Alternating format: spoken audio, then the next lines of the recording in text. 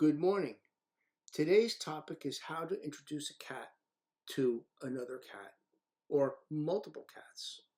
Um, there are people who I feel sometimes think that they can just take a cat and put it into the room with another cat. Let's say they have a one-bedroom apartment or something, and they think it's just going to work. And after a few hisses and growls, sometimes it does, but it doesn't always.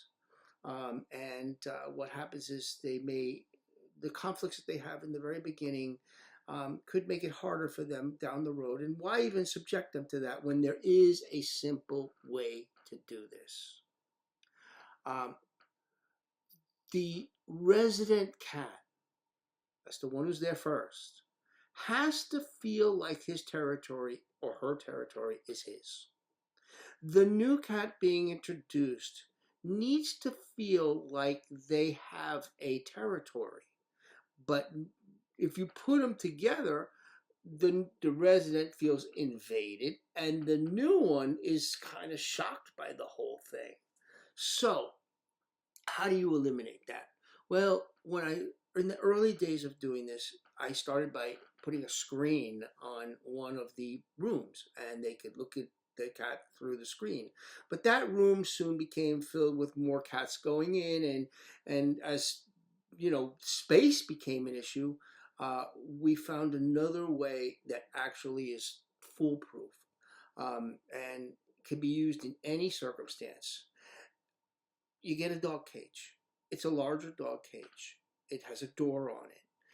It's not tremendous, but it's big enough to be able to put a litter box with paper litter, a little box they could feel like they have privacy, and you put a puppy pad in there so they have a little padding, so they have like a little bed, and it's not like towels that they can get all dirty. A puppy pad you can just throw out, and there's room for the water, the litter, the box to sleep in and hide.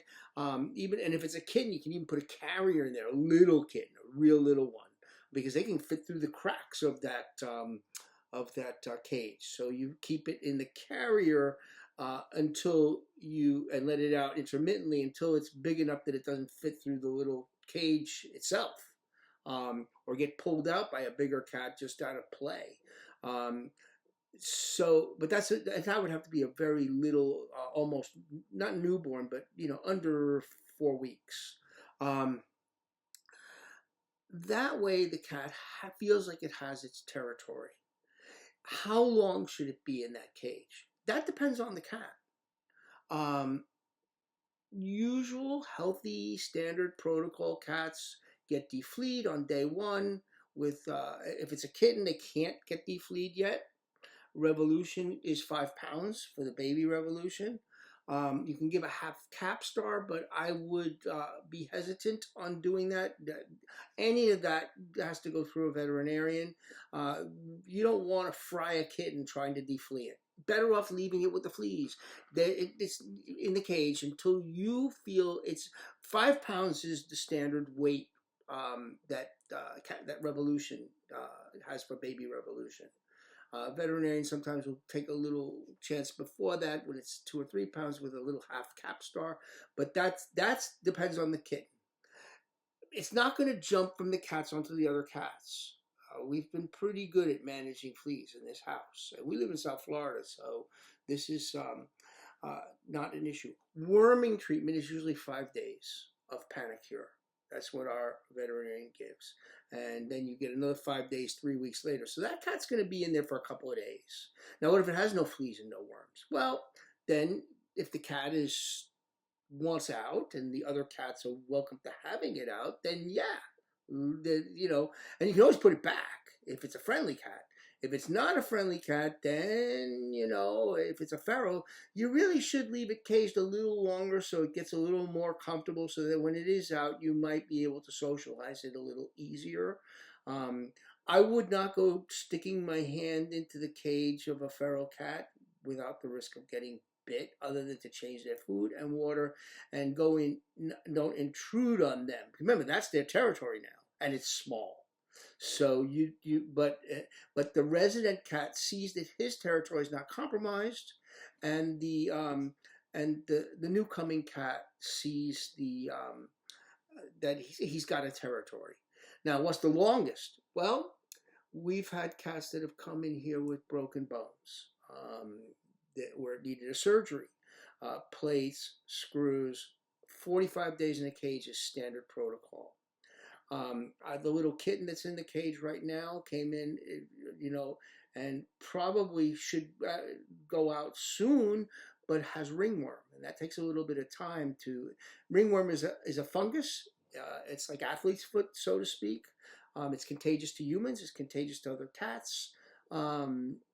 So she's going to be in the cage a little bit longer.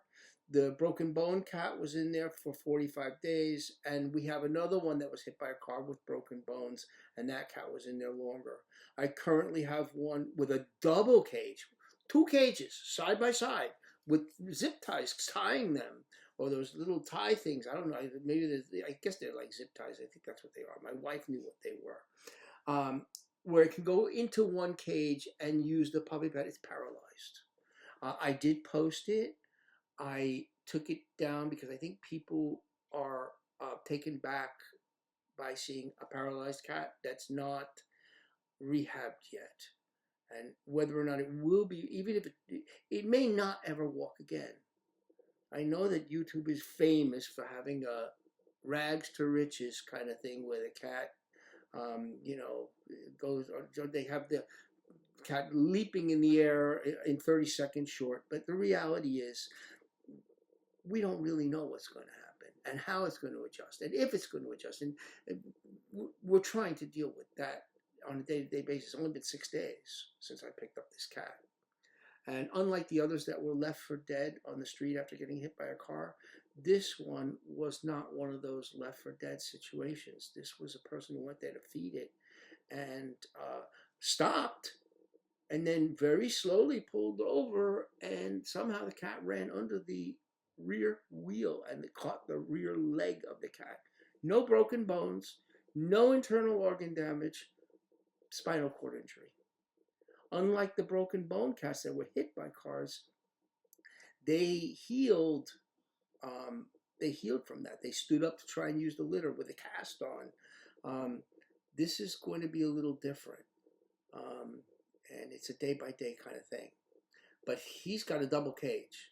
And it takes up a lot of space, so all the resident cats feel like, they almost got like another room in there for this cat, because we don't want him pooping and urinating on himself without being able to go into another cage, and he does. He'll go in. He's now figured out to go into one cage and use the puppy bed. He can't climb into a litter, and then go back to the other. And the other cats are getting to see him because when he comes out, he's not going to be his former self of young and healthy and jumping, and he's walking into a group, and he's not walking. He might be crawling, and they will. My cats are very good. Since that's the wonderful thing about introducing them this way. They don't attack each other when they come out. They're prepared to meet the new cat. And I've even had it where if one cat specifically wants to test the new cat that's coming out of the cage, one of the other cats may intervene and say, like they police each other sometimes behaviorally. So that's it for today. I won't take up more of your time. I hope that helps. If you want to see videos of this, the first one, Ready to Meet the World, shows a great example of the cage. Ozzy in the cage coming in off the street.